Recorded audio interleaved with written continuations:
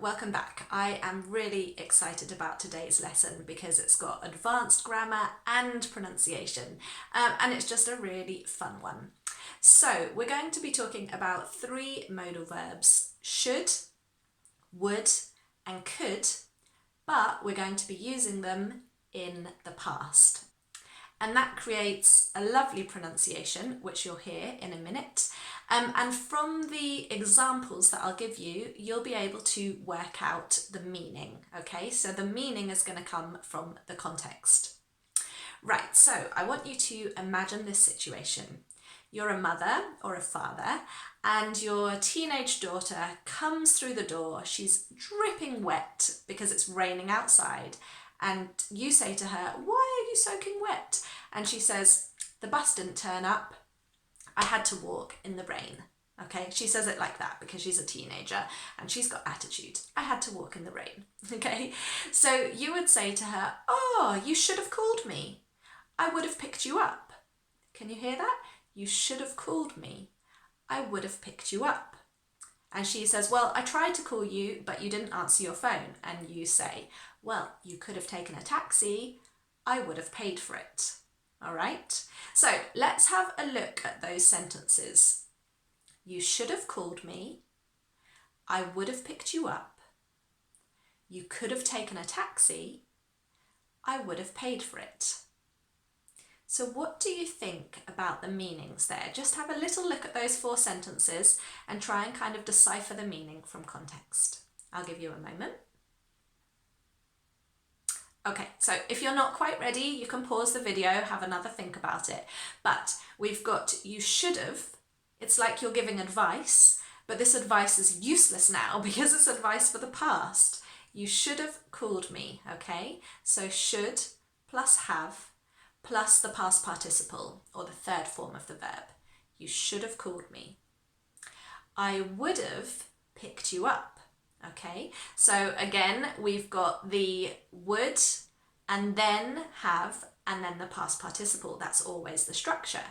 But here the would is like an offer. That's what I would have done. I would have done that for you, okay? And then could have and the past participle. And that's like a possibility. You could have taken a taxi. That was a possibility. That was an option. Again, in the past, useless now. And then finally, the would have paid for it. Okay, so again, an offer. That's what I would have done for you.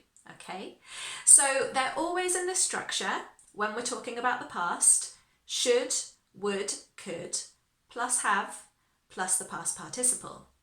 And the pronunciation is so lovely. Did you hear it? Listen to this again.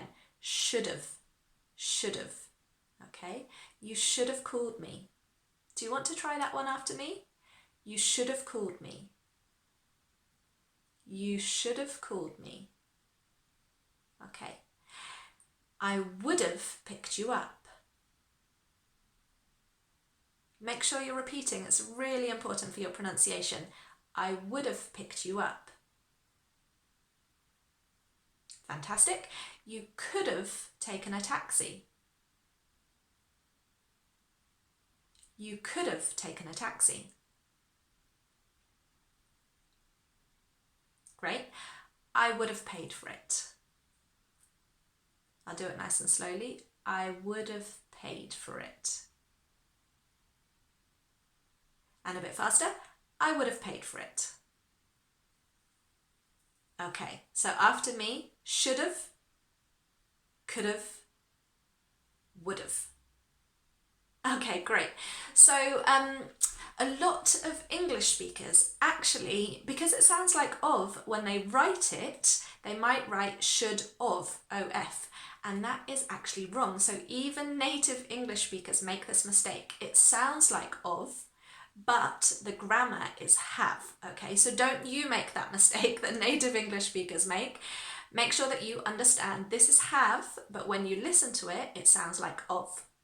Now, some people even go a little bit further and they just have an shoulda, okay? You should have called me. I would have picked you up. You could have taken a taxi. I would have paid for it.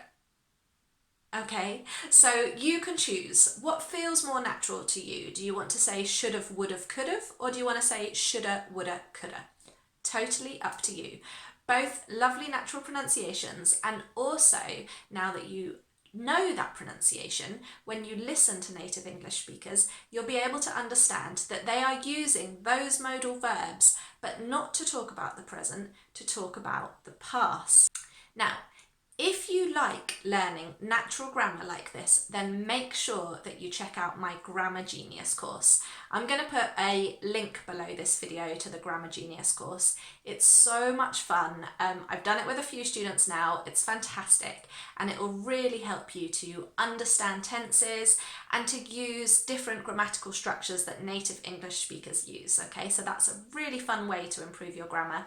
So have a look at that. And of course, make sure that you're subscribed to this channel. I will see you in the next video.